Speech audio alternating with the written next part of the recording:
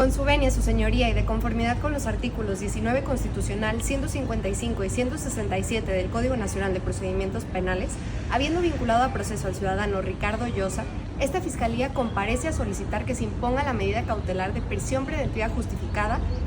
Lo anterior, puesto a que concurren tres riesgos importantes para esta investigación, como lo son el de sustracción, el de obstaculización y el riesgo para víctimas, testigos y comunidad, mismos que la Fiscalía procederá a acreditar.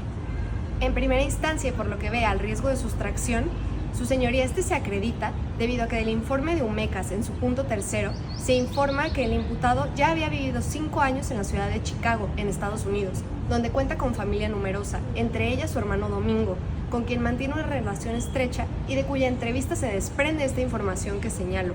Aunado al anterior, el imputado en la entrevista del 17 de marzo señaló que se le habían entregado 50,000 pesos, los cuales le otorgan la liquidez inmediata para su fuga.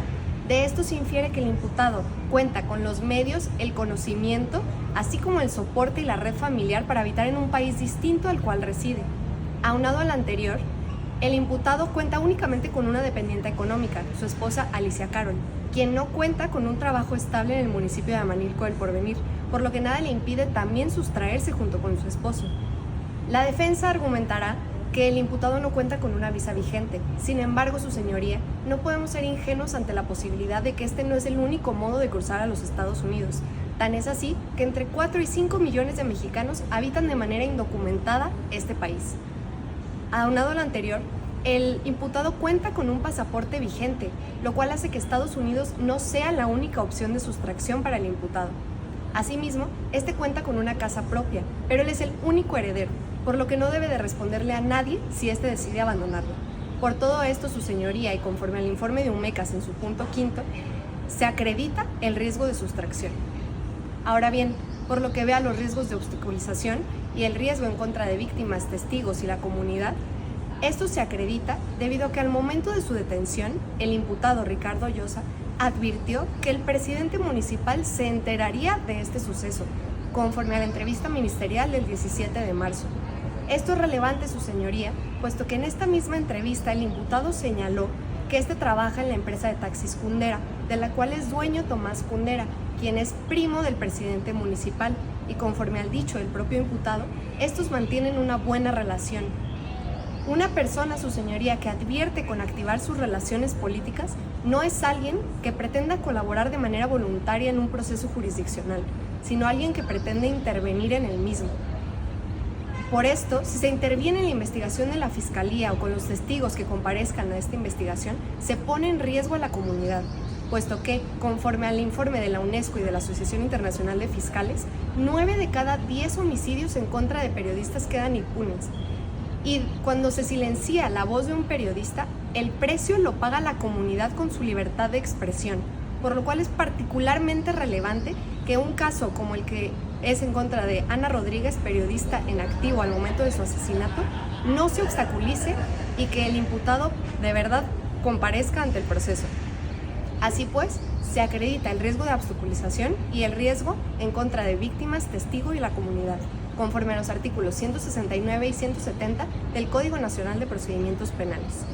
Ahora bien, habiendo acreditado estos tres riesgos, la Fiscalía procederá a aplicar el test de proporcionalidad que le exige la jurisprudencia nacional. En primera instancia, la medida responde a un fin legítimo, que es el que no se materialicen los tres riesgos antes expuestos. En segundo lugar, la medida es idónea, puesto que puede evitar tanto la obstaculización como la sustracción como el riesgo a la comunidad. En tercera instancia, la medida es necesaria, puesto que una medida distinta, como podría serlo la comparecencia a firma periódica, no evitaría que el imputado se sustrajera, sino que únicamente alertaría a la Fiscalía cuando ya podría ser demasiado tarde. En cuarta instancia, la medida es proporcionalmente estricta, puesto que el beneficio de que no se obstaculice el proceso es mucho mayor que el sacrificio que la medida conlleva. Por todo lo anterior, se acredita el test de proporcionalidad y esta Fiscalía reitera su solicitud de que se imponga la medida cautelar de prisión preventiva justificada. Con su venia, señoría. Con fundamento en el artículo 158 del Código Nacional de Procedimientos Penales, esta defensa solicita se desestime la medida cautelar propuesta por la Fiscalía, por resultar lesiva y contradictoria al principio de mínima intervención, los cuales deben ser observados en este momento procesal, y en su lugar se impongan las medidas propuestas por esta defensa, que sí respetan los principios de idoneidad, necesidad y proporcionalidad que deben observarse según los artículos 163 y 169 del Código Nacional de Procedimientos Penales. Comenzando con el primer riesgo enunciado por la Fiscalía, el cual consiste en el riesgo de sustracción. La Fiscalía señala que el imputado tiene la facilidad para poderse sustraer en razón de que tiene los medios necesarios para ello.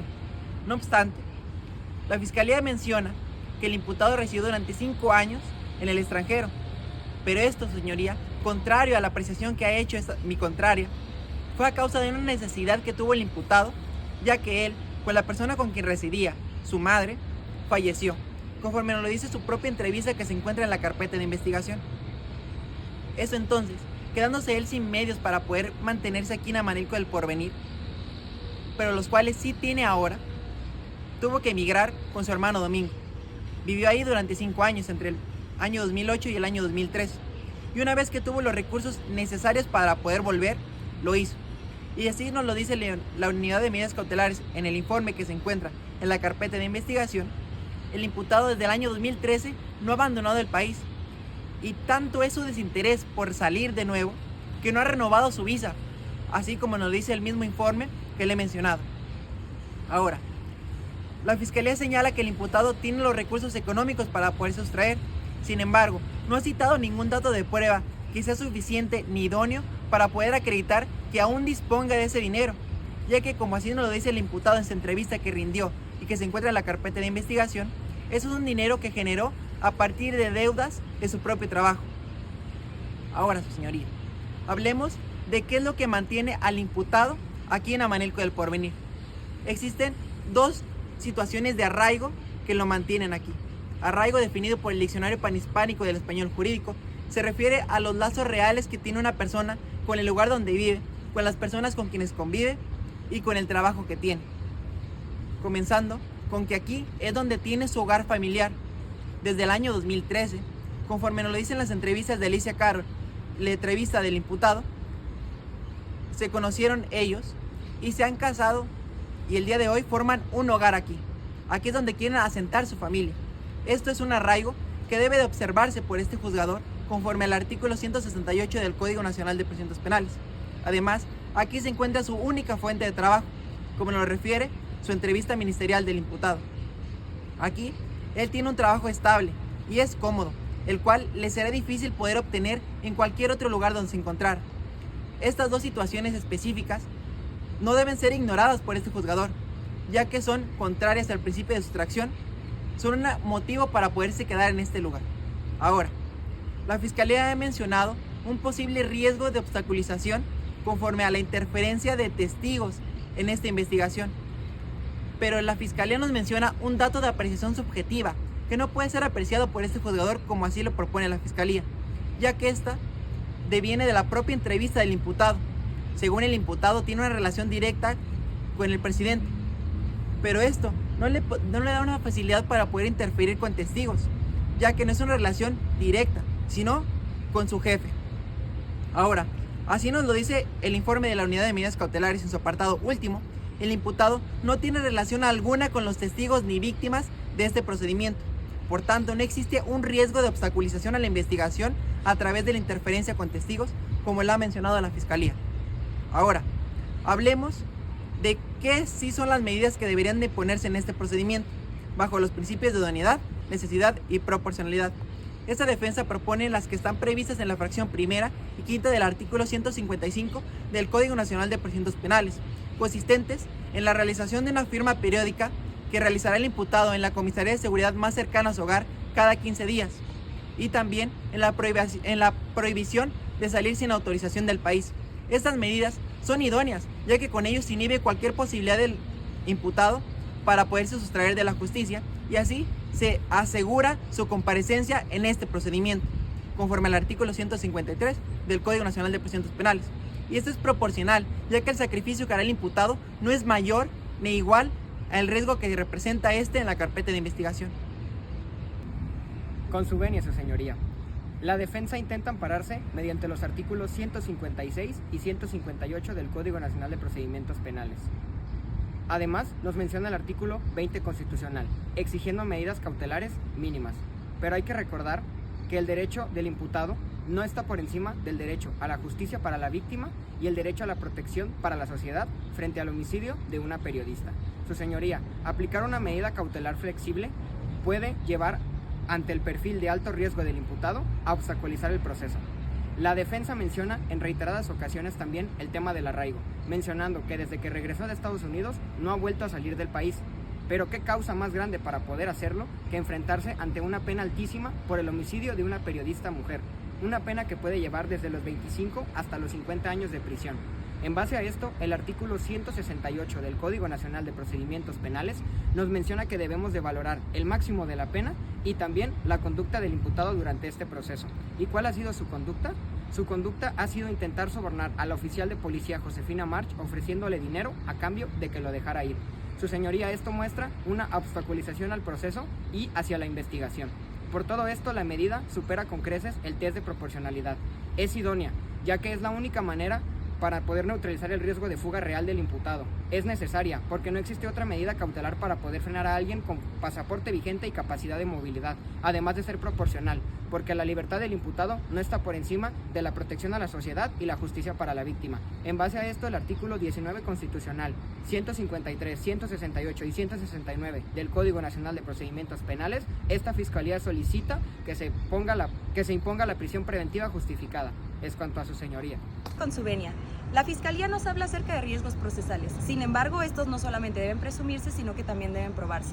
La misma carpeta de investigación analizada a través del Código Nacional de Procedimientos Penales nos permite llegar a una conclusión distinta. Como primer punto de agenda tenemos el supuesto riesgo de sustracción.